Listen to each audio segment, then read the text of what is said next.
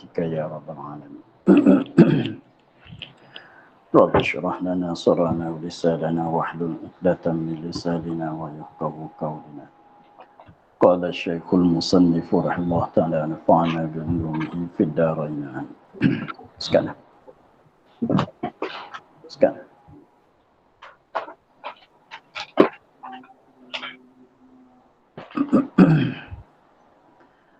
في قلوبهم مرض فزادهم الله مرضا ولهم عذاب أليم. Fi qulubihim maradun, maka ada pada hati mereka itu sakit. Arti syak dan nifak ialah yang menyakit akan hati mereka itu.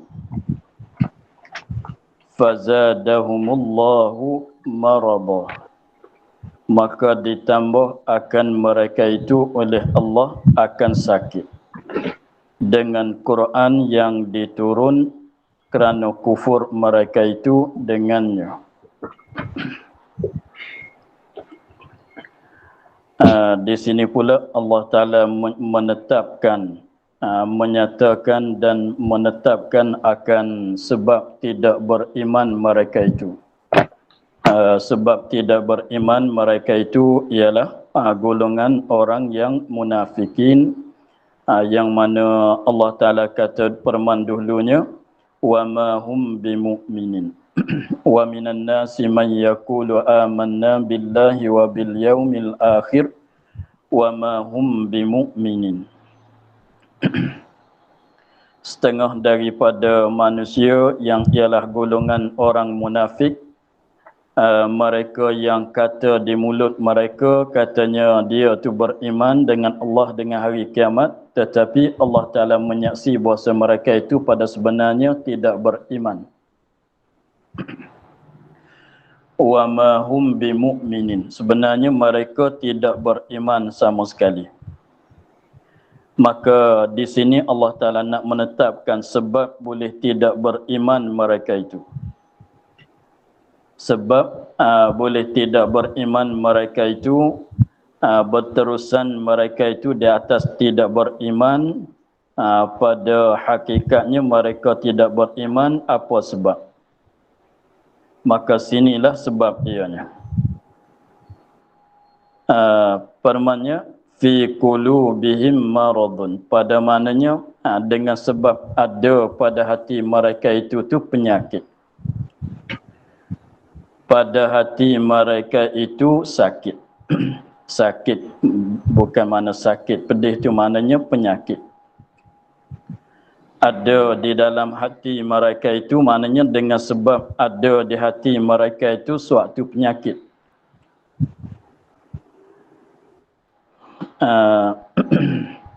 Dengan sebab ada di dalam hati mereka itu suatu penyakit, tetapi maksud dengan sakit ataunya penyakit itu arti syak dan nifak. Jadi penyakit yang ada di dalam hati mereka itunya ialah penyakit syak dan penyakit nifak. Jadi syak dan nifak itu Allah Ta'ala panggil kata penyakit.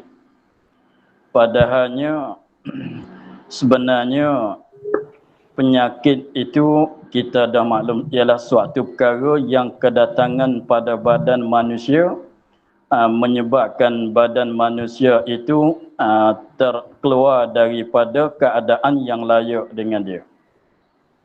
Penyakit-penyakit ni ialah suatu perkara yang kedatangan pada badan manusia. Dengan sebab ada penyakit itulah jadi tubuh badan dia tu tidak jadi stabil, tak jadi mertas, tak jadi sedap duduk. Itu ialah penyakit. Tetapi yang maksud di sini, yang maksud Allah Ta'ala kata penyakit ada di dalam hati itu bukan penyakit yang boleh ubat oleh doktor-doktor, itu tidak. Bahkan maksud dengan penyakit di sininya ialah syak dan nifak. Soalnya kenapa syak dan nifak berpapuh, syak berpapuh atanya dan nifak itu dipanggilkan penyakit juga atas jalan majazinya, atas jalan majaznya. Syak dan berpapuh, syak dan nifak itu dipanggil penyakit dengan sebabnya syak dan nifak ini apabila ada di dalam hati seorang manusia membawa kepada manusia itu tidak berlaku dengan keadaan yang layak dengan dia. Kalau tidak ada syak dengan Allah Ta'ala, kalau tidak ada nifak, maka tentulah seorang itu beriman, yang mana beriman itu ialah keadaan yang layak dengan seorang yang berakal. Maka macam itulah penyakit. Apabila penyakit yang layak bagi seorang itu boleh berjalan ke sana ke sini, boleh kerja buat, boleh buat kerja gitu begini, tetapi dengan sebab ada penyakit maka jadi tak stabil lah tubuh badan dia. Tidak berjalan ikut jalanan yang patut dengan dia. Maka begitu juga apabila ada syak tentang Allah Ta'ala, tentang syak pada Allah Ta'ala, syak pada iman dia, dan ada nifak, rusak sebelah dalam tu menyebabkan dia tu tidak beriman. Sekiranya kalau tidak ada syak dan nifak, tentu sama sekali mereka beriman. Sebab tu dikatakan syak dan nifak itu adalah penyakit.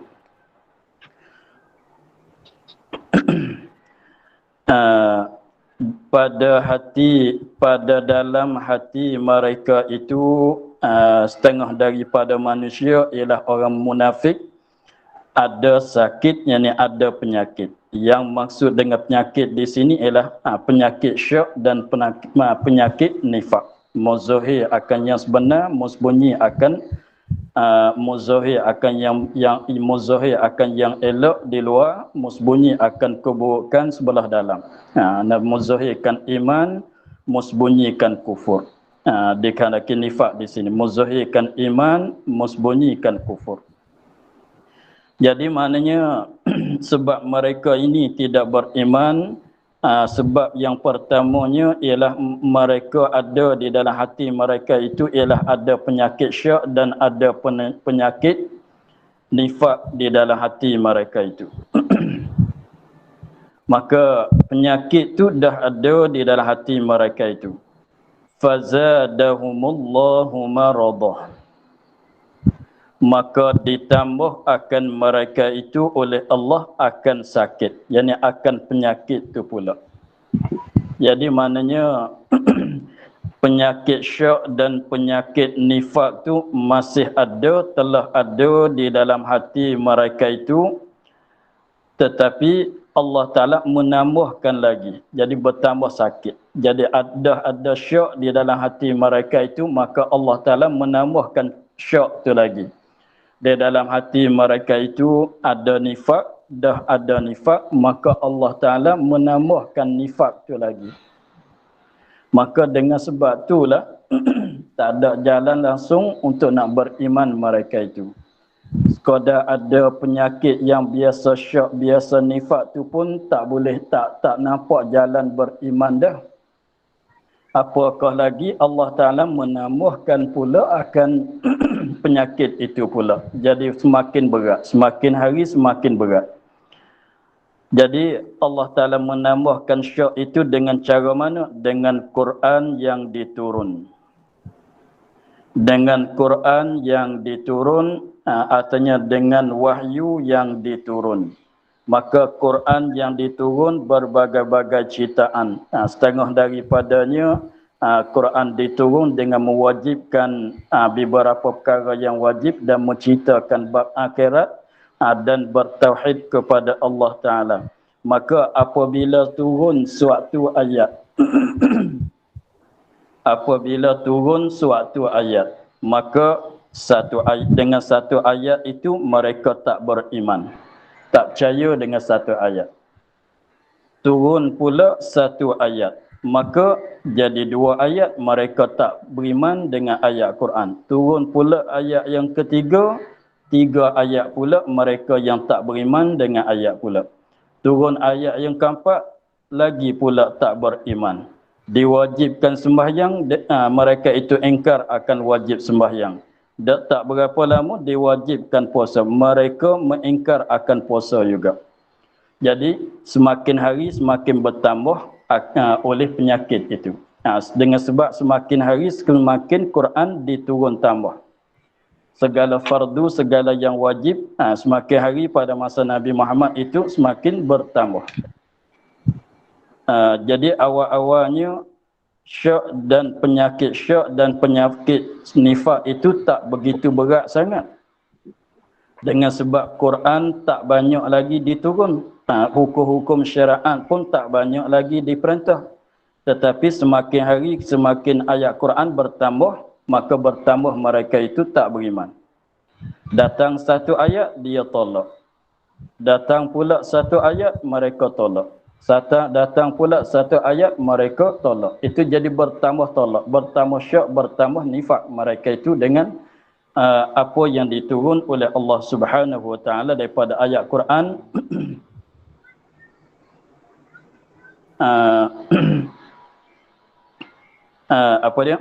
Diturun oleh ayat Quran. Jadi jadi asalnya apabila Nabi datang ke Madinah, satu golongan daripada manusia itu yang hendak jadi orang munafik itu, mereka adalah daripada golongan ketua-ketua yang ada di Madinah.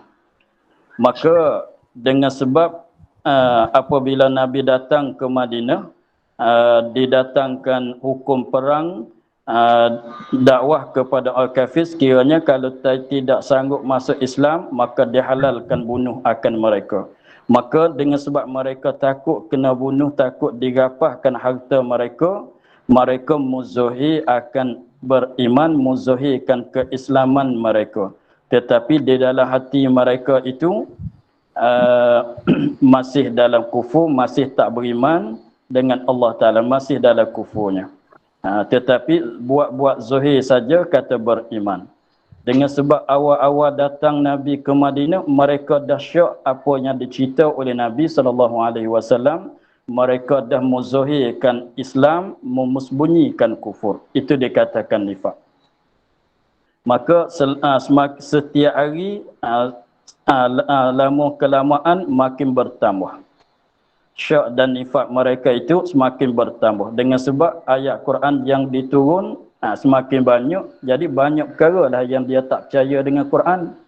Satu perkara turun, satu kali tak percaya. Dua ayat yang diturun, dua perkara yang dia tak percaya. Tiga ayat yang diturun, tiga perkara yang dia tak percaya. Maka itulah dikatakan menambah oleh Allah Ta'ala kepada akan mereka itu akan penyakit syak dan waham. Kerana kufur mereka itu dengannya dengan Quran. Jadi itulah sebab boleh mereka tidak beriman pada hakikatnya. Walaupun pada zahir mereka menunjukkan keislaman mereka, menunjuk sembahyang, mengucap dua kalimah syahadah sekalipun.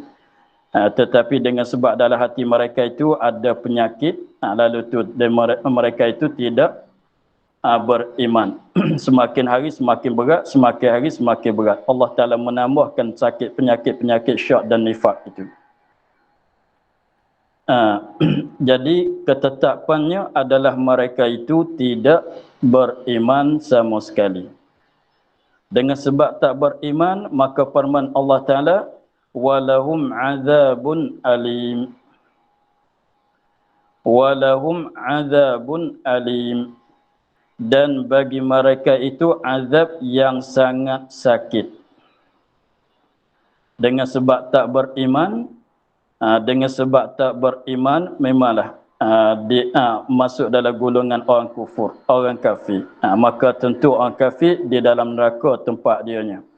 Maka mereka itu, hujung jatuh mereka itu di akhirat esok ialah ada di dalam, kena diazabkan sebagai azab yang sangat berat.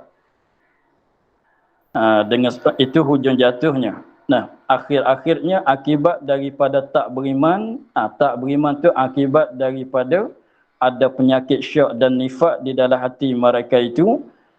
Akhir-akhirnya akibat dianya terkena azab di dalam neraka, azab yang sangat sakit. Itulah maksud katanya walahum azabun alim. Bagi mereka itu di akhirat esok, sebagai hujung jatuh mereka itu, sebagai akibah bagi mereka itu ialah azab, dendaan. Azab yakni dendaan yang sangat sakit. Itu alim. Alim. Yang sangat sakit. Jadi hujung jatuh mereka begitulah. Tetapi kita cuba perhati ayat dia. Dia katanya bagi mereka itu azab yang sangat sakit. Dia kata azab yang sangat sakit. Cuba kita fikir balik. Azab ke orang kena azab yang sakit? Azab yang sakit ke orang yang kena azab tu sakit? Tapi dia kata azab. Ayatnya azabun alim, yang sangat sakit, yang amat pedih. Jadi katanya azab yang sakit. Cuba kita kira balik. Azab yang sakit ke orang yang kena azab tu sakit? Maka tentu jawab katanya azab tak boleh kata sakit. Azab bahkan yang terasa sakit itu orang yang kena azab. Yang terasa sakit, pedih, orang yang kena azab. Adapun azab tak boleh kita kata sakit. Adapun azab tak boleh kita kata sakit. Sebab azab itu ialah yang memberi sakit. Azab ialah yang memberi sakit. Yang kena sakit, yang jadi sakit tu, yang terasa sakit tu siapa dia? Orang yang kena azab. Lalu tu ditafsir oleh ulama katanya azabun alim ni azabun mu'limun. Azab yang mesakitkan, azab yang memedihkan. Azabun alim, azabun mu'limun. Azab yang memedihkan. Azab inilah yang memedihkan, yang memberi rasa sakit kepada orang yang kena azab. Jadi yang sakit itu orang yang kena azab. Adapun diri azab itu yang mesakit, yang memedihkan. Begitu.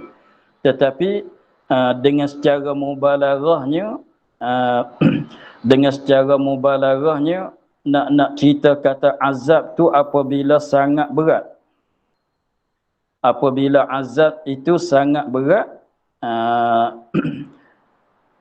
menyakiti azab kepada orang yang kena azab itu sangat berat, maka seolah katanya azab itu sendiri yang sakit. Azab itu sendiri yang sakit. Itu nak cerita katanya orang yang kena azab begitu sakitnya, bersangatan sakit, bersangatan pedihnya, seolah-olah katanya azab tu sendiri dah yang sakit. Apakah lagi orang yang kena azab? Begitu. Itulah maksud katanya azabun alim. Betul-betulnya maknanya nak cerita katanya azab yang ditipai, diazabkan akan orang munafik di dalam akhirat esoknya, azab yang sangat memedihkan, azab yang sangat mesakitkan. Dengan sebab azab tu sangat mesakitkan, memedihkan, dikatakan azab tu sendiri yang sakit. Sebagaimana orang Arab dia nak cerita kata seorang itu apabila bersungguh di dalam suatu kerjaan, dia katanya bersungguh oleh kesungguhannya. Dia kata begitu. Bersungguh oleh kesungguhannya. Bersungguh oleh kesungguhannya. Sangat rajin oleh kerajiannya. Sangat elok oleh keelokannya. Sebenarnya yang elok tu orang yang elok tu bersifat dengan elok, tetapi nak cerita kata elok sangat, dia katanya sangat elok oleh keelokannya. Tetapi yang elok tu orang, begitulah cara mubalaghahnya. Walahum azabun alim. Dan bagi mereka itu azab yang sangat sakit. Azab itu daripada mana? Azab itu daripada bima kanu yakdzibuna, dengan barang, yakni dengan sebab dengan sebab barang yang ada mereka itu dusta mereka itu pada kata mereka itu, pada cakapan mereka itu, pada kata mereka itu, pada cakap mereka itu. Jadi azab yang sangat berat tadi itu tersebab daripada perkataan dusta mereka. Azab yang sangat berat tadi itu ialah tersebab daripada apa dia? Daripada perkataan mereka, yang mana mereka kata telah kami beriman, telah iman kami. Tiada beriman dengan barang yang ada mereka itu dusta, cakap bohong mereka itu, pada kata mereka itu, pada cakap mereka itu, dengan sebab mereka itu pernah cakap dusta pada masa hidup dunia. Apa dustaan dia? Telah iman kami. Dia dusta kepada orang mukmin, dia kata kami orang yang beriman macam kamu juga. Tetapi dengan sebab pada sebenarnya tidak beriman mereka itu, kerana tiada beriman mereka itu, dengan kerana itulah diazabkan mereka. Jadi kenapa jadi berat azab dia? Sebab cuba kita tengok keadaan orang yang munafik. Orang munafik dia lebih berat daripada orang kafir biasa. Sebab orang kafir biasa kesalahan dianya ialah kufur. Semata-mata kufur, tak ada dah kesalahan lain.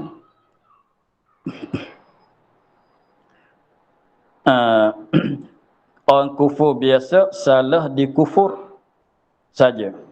Tetapi orang munafik salah di kufur tu satu, salah di dusta tu satu lagi. Sebab dia buat bohong-bohong, buat pura-pura, buat main-main dengan Islam, dengan hukum Islam, dengan arahan Allah Subhanahu Wa Taala. Jadi dua kali salah. Salah tak beriman tu satu. Salah mendustakan cakap pada zahir, mengaku kata dia beriman tetapi hakikat dalam dia tidak beriman, menipu saja. Itu dua kali salah. Sebab itulah azab mereka itu bertambah berat, lebih berat daripada orang kafir biasa. Itulah maksud katanya bima kanu yakdzibun, dengan perkataan yang adalah mereka itu pada masa hidup dunia mereka mendusta kepada orang mukmin. Mendusta katanya mereka telah beriman. Azab tadi, azab yang alim tadi kerana tiada beriman. Ni kerana tiada beriman tu kembali pada azab yang amat pedih, yang amat sakit. Kenapa azab yang amat sakit kena kepada mereka? Kerana tiada beriman mereka itu orang kafir. Pada sebenarnya mereka tak beriman. Satu kesalahan tak beriman. Satu kesalahan laginya ialah mendusta, artinya menipu. Itulah sebab-sebabnya. Jadi orang kafir, orang munafik adalah orang yang tidak beriman, adalah orang yang kafir. Orang yang kafir. Tetapi kufur mereka disembunyi di dalam hati mereka. Pada zahir luarnya, pada zahir anggota badan tengok zahirnya, mereka tengok dengar dengan perkataan mereka, tengok dengan perbuatan mereka, orang Islam lah. Sebab mereka mengucap dua kalimah syahadah, mereka sembahyang bersama dengan Nabi juga. Mereka ada buat beberapa perkara yang ditutup oleh Islam pada zahir. Tetapi dalam hatinya mesembunyikan kufur. Itu dikatakan nifak.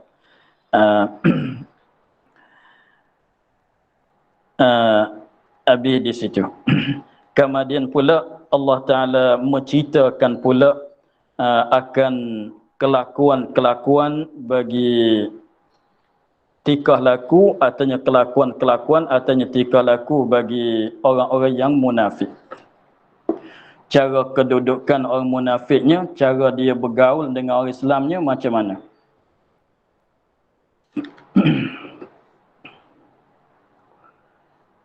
Katanya firman-Nya, wa idza qila lahum la tufsidu fil ardi qalu innama nahnu muslihuna ala innahum humul mufsiduna walakin la yash'urun.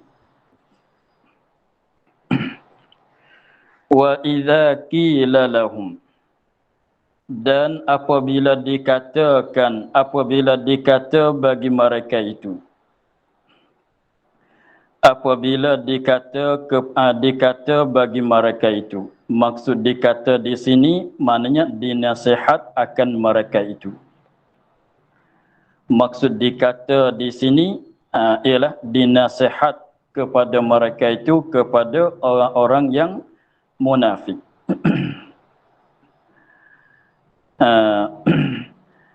Wa idza qila lahum, apabila dikatakan bagi mereka itu, apabila dinasihat akan mereka itu oleh setengah-setengah daripada orang mukmin, ialah sahabat Nabi. Jadi ceritanya ada setengah-setengah sahabat Nabi itu menasihat kepada golongan orang-orang yang munafik.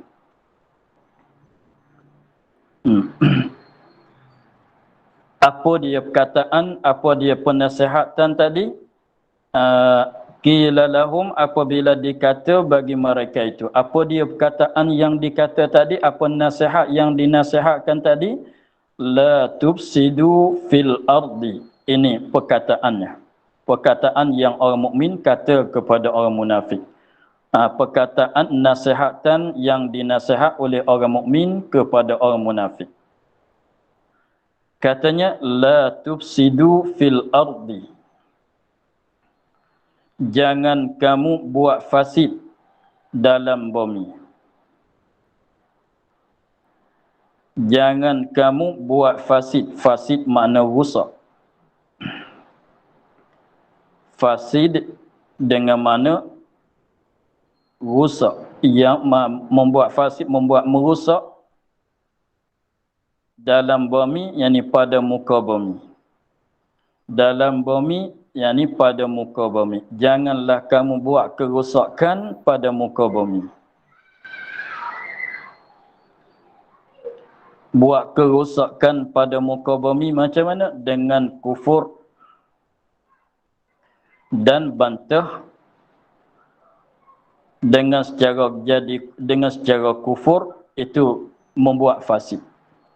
Membuat kerosakan pada muka bumi dengan jadi kafir, dengan kufur dan bantah, membatahi akan orang-orang Islam, akan ajaran Nabi. Dan bantah daripada beriman dan membinasa harta orang. Itu rupanya memfasid. Jadi kita faham makna fasid dulu sikit. Fasid tu lawannya salah, baik. Fasid rusak, lawannya salah, ialah baik. Kalau ifsad, merusak, memfasid, membuat fasid, merusak. Kalau islah, maknanya membaik, membuat baik, membaiki yang rusak. Yang rusak perlu kepada islah. Benda-benda yang rusak perlu kepada islah, membaiki, repair. Rusak itu ialah, maknanya rusak tu maknanya keadaan sesuatu keluar daripada kelakuan yang layak dengan dia. Keadaan sesuatu keluar daripada keadaan kelakuan yang layak dengan dia. Tengok tayar kereta kemasalan, yang kelakuan yang layak dengan dianya terisi penuh dengan angin sebelah dalam. Tetapi kalau bocor, keluar angin, maka itu jadi rosak. Dengan sebab keluar daripada kelakuan, keadaan yang layak dengan dia. Itu rosak. Yang mana membaik atau baik atau membaiki itu lawan bagi merosak. Tetapi maksud di sininya merusak pada muka bumi ialah membuatkan angkara perkara-perkara yang dilarangi oleh Allah Subhanahu wa taala. Membuat rusak pada muka bumi maksudnya ialah membuatkan perkara-perkara yang dilarang oleh Allah Subhanahu wa taala, lebih lagi dengan secara membinasakan harta orang, dengan secara memerangi dengan tidak sepatut, dan dengan secara buat-buat maksiat pun itu satu perkara yang merosakkan muka bumi juga. Dengan sebabnya apabila dilakukan maksiat, walaupun maksiat yang dilakukan ialah tidak bersembahyang sekalipun, itu pun merosakkan muka bumi juga. Dengan sebab lama-lama kelamaan apabila manusia itu penuh pada muka bumi itu dengan maksiat, Allah Ta'ala akan menurunkan bala. Apabila diturunkan bala, menyebabkan muka bumi itu dirosakkan. Jadi maknanya membuatkan perkara yang dilarang oleh Allah Ta'ala yang besar-besarnya ialah kufur, dan membatahi daripada beriman, tak beriman, dan membinasakan harta orang dan zalim, dan membinasakan harta orang dan muzalim, dan lain-lain lagi, menyebabkan jadi hara-hara pada muka bumi. Dengan sebab diturun oleh Allah Ta'ala akan bala, menyebabkan muka bumi itu jadi hara-hara, tidak jadi stabilnya. Itu maksud katanya, jangan kamu buat rusak pada muka bumi. Buat rusak dengan maknanya jangan kamu menyalahi akan apa yang dilarang, jangan kamu menyalahi dengan ajaran Allah Ta'ala. Dengan sebabnya kalau kamu menyalahi dengan ajaran Allah Ta'ala, itulah pada maknanya kamu merosakkan pada muka bumi. Jadi maksudnya la tufsiduna fil ardi, maknanya maksud di sini dinasihat oleh setengah-setengah sahabat Nabi kepada orang-orang yang munafik. Janganlah mereka itu jadi kafir, mesti beriman, mestilah kamu beriman pada zahir dan pada batin, jangan tipu-tipu, dan kamu jangan membuat binasa kepada harta orang, merapas dan sebagainya, jangan.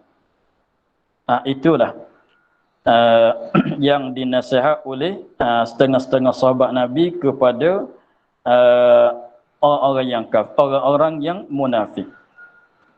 Apabila dinasihatkan kepada mereka itu jangan kamu buat merosakkan di atas muka bumi, nasihat itu dinasihat oleh setengah-setengah sahabat, sebab bina di atas al-amru bil ma'ruf an-nahyu 'anil munkar.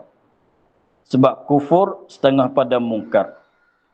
Nah, membatahi daripada beriman, tak beriman dan merosakkan harta benda manusia itu adalah perkara mungkar. Beriman ialah perkara yang baik. Maka berdasar dengan al-amru bil ma'ruf, suruh dengan perkara yang baik dan melarangkan orang daripada perkara yang jahat yang diingkar oleh syarak. Itu ditutup. Sebab itulah sahabat tu sanggup menasihat kepada orang-orang yang munafik. Maka apabila dinasihat, kita tengok apa jawapan mereka. Qalu, kata mereka, jadi jawab mereka. Apabila ada orang pergi nasihat kepada mereka, jangan buat mengarut pada muka bumi, jangan mengarut pada muka bumi, jangan jadi jahat, mesti taat kepada Allah, maka tentu apa dia jawapan mereka? Qalu, kata mereka itu, innama nahnu muslihuna. Hanya kami ini berbuat maslahat sekalian, maslahat, bukan maslihat, maslahat. Hanya kami berbuat maslahat sekaliannya. Jadi apa jawapan mereka? Mereka tak mengaku sekalipun. Mereka tak mengaku pun bahawa mereka itu adalah membuat rusak pada muka bumi. Tak mengaku. Bahkan dia agak katanya dia ni orang yang buat baik pada muka bumi, bukan orang yang merosak pada muka bumi. Jadi maknanya rupa-rupanya mereka tak terima langsung akan nasihatan daripada setengah-setengah sahabat tadi. Kalau rupa dia terima akan nasihat, tentu dia tak jawab gitu. Sebab orang datang katanya, jangan kamu buat rusak pada muka bumi. Dia jawab katanya, kami tak buat rusak pun. bahkan kami buat baik pula. Jadi maknanya tak mengaku kesalahan. Contohnya kalau kita tanya, engkau jangan tinggal sembahyang. Engkau jangan tinggal sembahyang. Kalau dia jawab macam kata, bila kami tak sembahyang, kami tak pernah tinggal pun sembahyang. Maknanya dianya degil, tak mengaku kesalahan. Tapi kita dah tahu dia tak sembahyang. Tapi apabila kita pergi nasihat kepada dia, kata jangan kau tak sembahyang, jangan kau bercuri. Dia jawab, bila kami bercuri? Bila kami curi, kami tak pernah curi, kami sedekah pula. Ada soalan begitunya. Jadi maknanya jawab merekanya jawapan mereka adalah menunjuk di atas katanya mereka tak mengaku bersalah. Bukan sekadar tak mengaku bersalah, bahkan mereka mengaku kata mereka yang duduk di atas jalan yang betul, ialah membuat baik. Dengan sebab tengok jawapan dia, dia kata innama nahnu muslihun. Dalam lugah Arabnya apabila ada innama menunjuk katanya di belakang dia ada satu jalan tu saja, tak ada yang lain. Maknanya hanya kami berbuat maslahat sekalian, tak buat sama sekali kerosakan. Sebab tu dia kata tiada kami berbuat fasid sama sekali. Tiada kami berbuat fasid, itu faham daripada innama. Sebab innama kalau dalam bahasa Arab memberi faedah hasar, tersangka. Tersakat, tersimpan. Jadi perbuatan kami tersimpan pada baik saja, tak ada yang jahat sama sekali. Itulah jawapan mereka, tak mengaku langsung kesalahan dan tak terima langsung akan nasihat daripada orang-orang mukmin sahabat Nabi. Jadi guna kataan dianya, kami tak buat sama sekali rusakkan pada muka bumi. Hanya yang kami buatnya satu saja. Apa dia? Kebaikan pada muka bumi. Jadi mana tempat yang mengaku salah di mereka? Tak ada. Maka apabila mereka tak mengaku kesalahan, dia agak kata dia ni orang yang buat baik pada muka bumi, firman Allah atas menolak mereka itu.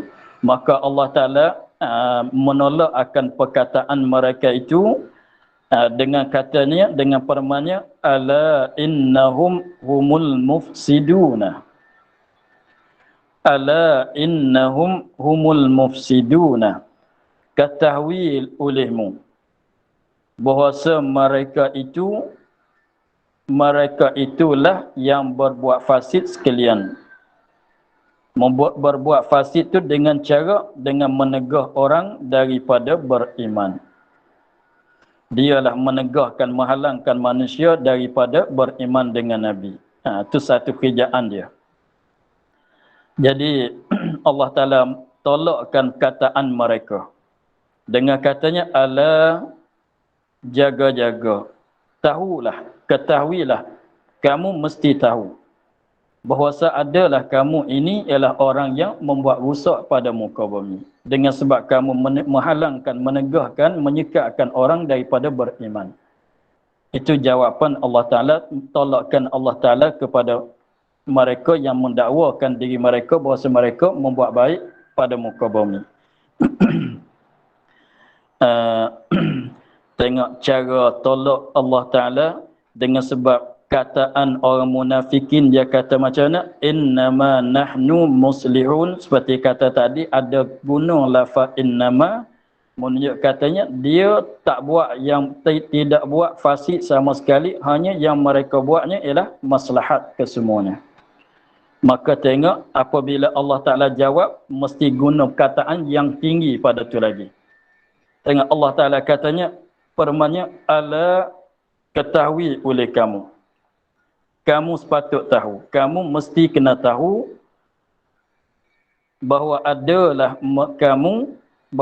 mereka, yakni bahawa adalah kamu, itulah mereka orang yang membuat fasid.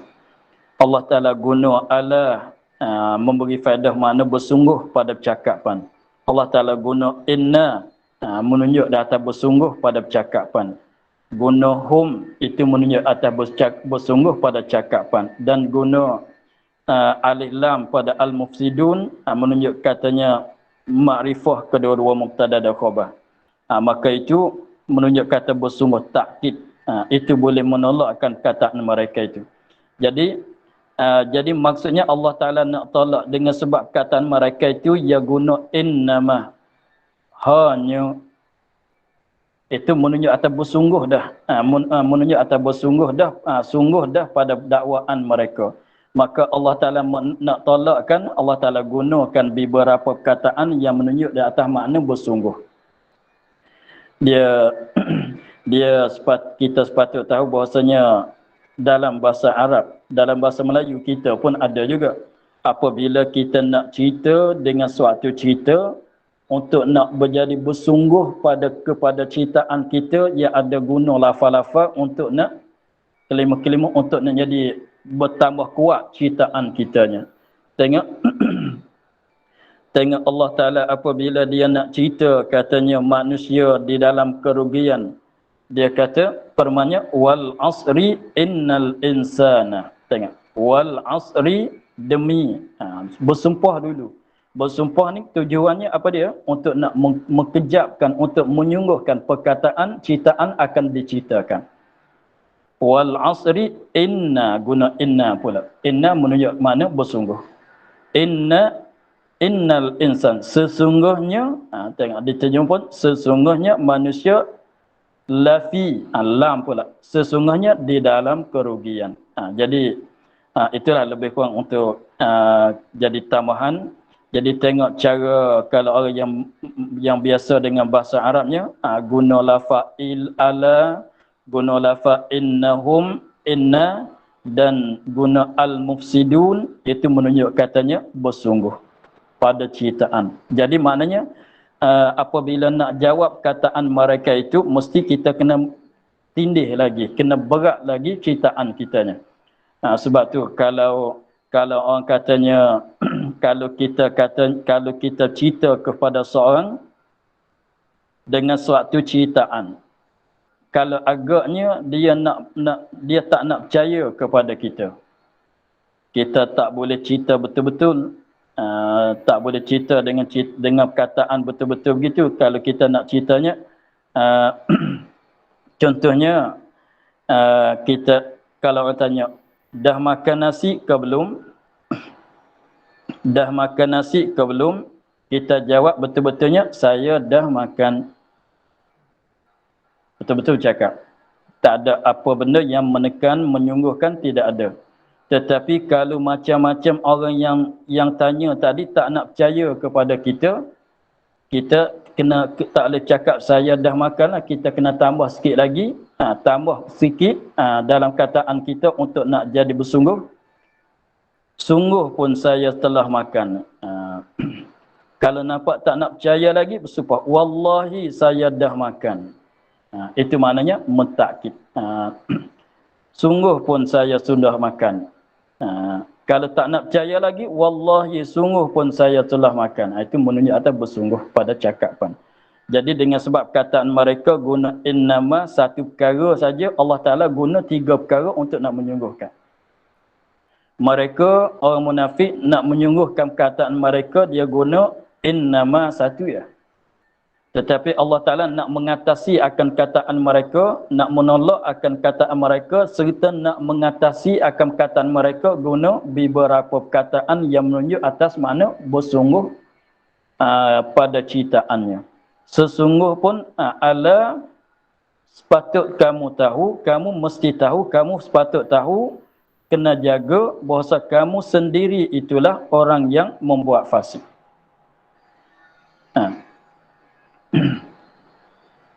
Tetapi kenapa mereka tak tahu? Sebab tu Allah Ta'ala katanya walakin la yash'urun. Walakin la yash'urun, tetapi tiada sedar mereka itu. Tetapi sayangnya mereka tak sedar apa? Tak sedar tentang mereka adalah orang yang membuat rusak pada muka bumi, membuat fasid pada muka bumi. tetapi tiada sedar mereka, tetapi mereka tidak ada kesedaran, tak sedar bahawa mereka sendirilah yang membuat fasik pada muka bumi. Di sini kita ambil perhatian tentang gunaan Allah Ta'ala dengan lafaz yash'urun. Guna dengan lafaz yash'urun, yang mana lagi akan datang Allah Ta'ala guna dengan lafaz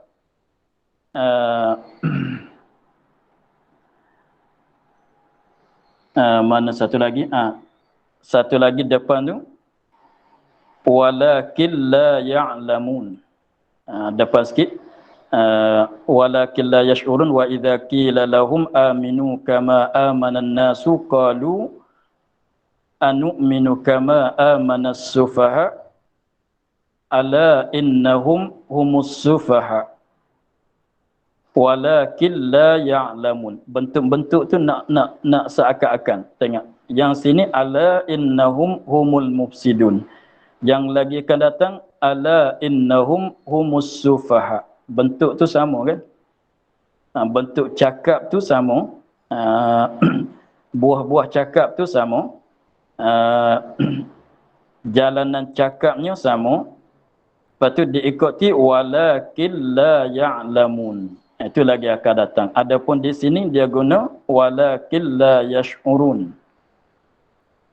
Dan juga pada yang telah lepas, belum pada fi qulubihim maradun yang kita baca tadi, ada juga guna wa ma yash'urun.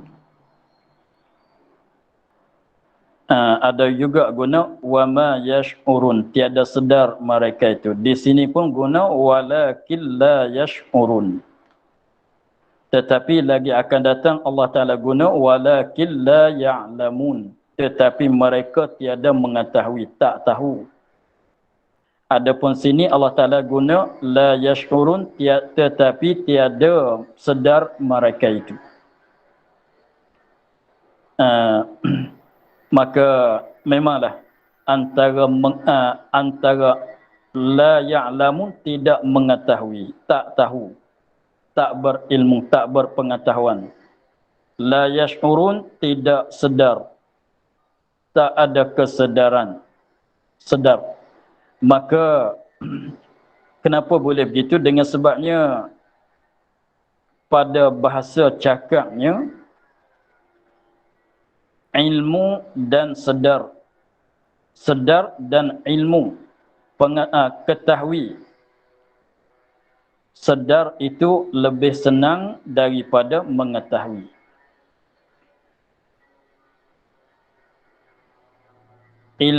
Sedar lebih senang daripada mengetahui. Begitu dulu. Sedar lebih senang daripada ilmu. Kenapa begitu? Sebab ilmu tidak ada malaikat pada manusia. Ilmu tidak ada malaikat pada manusia. Jadi malaikat jin pun samalah. Allah Ta'ala pun samalah. Tapi kita tak payah cakap dah masalahnya. Kita nak cakap sininya tentang kita manusia saja. Jadi ilmu ada pada manusia tetapi tidak ada pada binatang-binatang. Ilmu tidak ada pada manusia saja, tidak ada pada binatang-binatang. Tidak ada mana-mana binatang pada muka bumi yang lain daripada manusia yang berilmu, tidak ada. Ini nak cakap masalah manusia dengan binatang. Jin, malaikat Allah Ta'ala itu kita tak sentuhlah tu. Tetapi sedar ada di manusia, ada berlaku di binatang juga.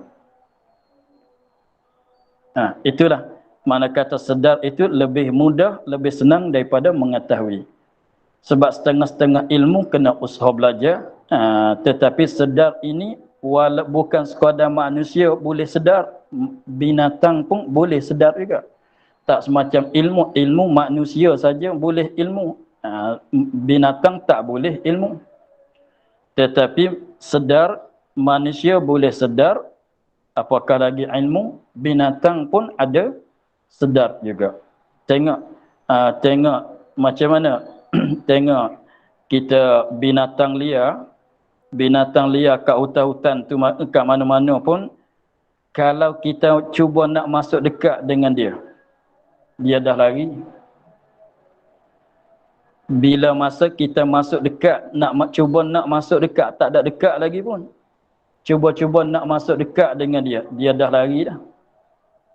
Itu apa dia? Ada sedar di si dia, katanya kita nak membahaya kepada dia.